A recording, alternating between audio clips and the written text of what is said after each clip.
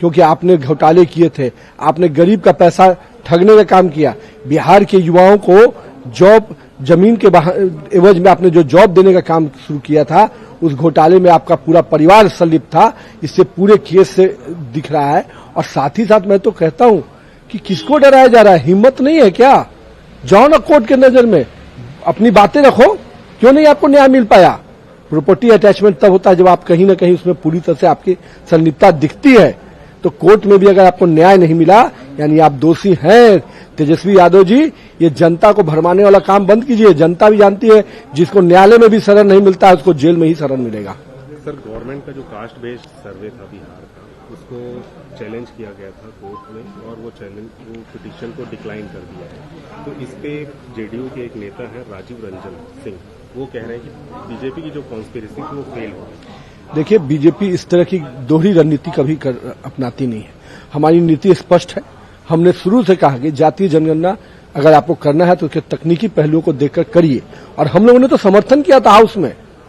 राजीव जी भी उस समय हमारी ही पार्टी में थे, उनको अंदाजा नहीं है शायद। और बहुत स्पष्ट है, पूरे राज्य में जब विषय आया तो भारतीय जनता पार्टी ने सपोर्ट भी किया। लेकिन भारतीय जनता पार्टी जानती थी कि इनकी डबल नीति है, ये चाहते नहीं है। और अगर उनके चाहत में गड़बड़ी नहीं होती तो तकनीकी पहलुओं पर जब पंचायती राज चुनाव हुए, उसमें जब जातियों का आरक्षण का विषय है, उसमें भी इन्होंने लीपापोती किया, आनंद फानंद में तमाशा किया। उसके कारण बड़े पैमाने पर हाईकोर्ट और सुप्रीम कोर्ट ने राज्य सरकार को फटकार लगाई। तो जो आरक्षण की बात करने वाले लोग हैं, जो जाति जनगणना की बात करने वाले, ये लोग केवल भरमाने में लगे हैं। अरे हम तो वो लोग हैं जो सबसे पहले आरक्षण की वकालत करते थे, और आज आप उसकी दुहाई दे रहे हो। आपने आरक्षण किसको दिया? केवल अपने परिवार को दिया। आपने जातीय का लाभ किसको दिया? केवल अपने परिवार तक सीमित किया।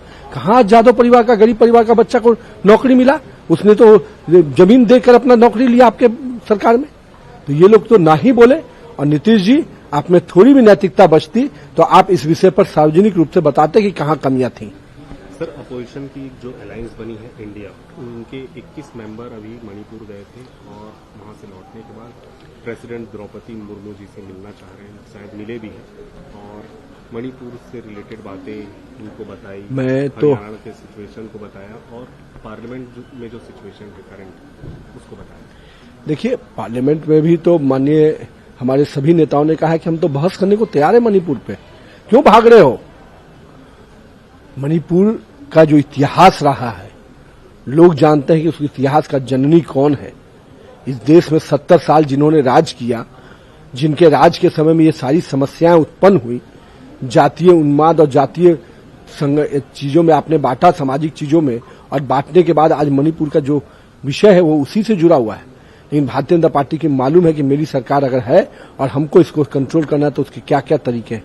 क्यों नहीं वो टीम गई थी तो बंगाल भी होके आती, छत्तीसगढ़ भी आ जाती। यहां भी सुकमा की निर्भया के साथ वही कांड हुआ। क्यों नहीं हिम्मत हुआ कि यहां भी आती? तो केवल अलग अलग चश्मा लगा के चलोगे क्या? अगर चश्मा लगाते हो तो एक ही चश्मे से सबको देखो।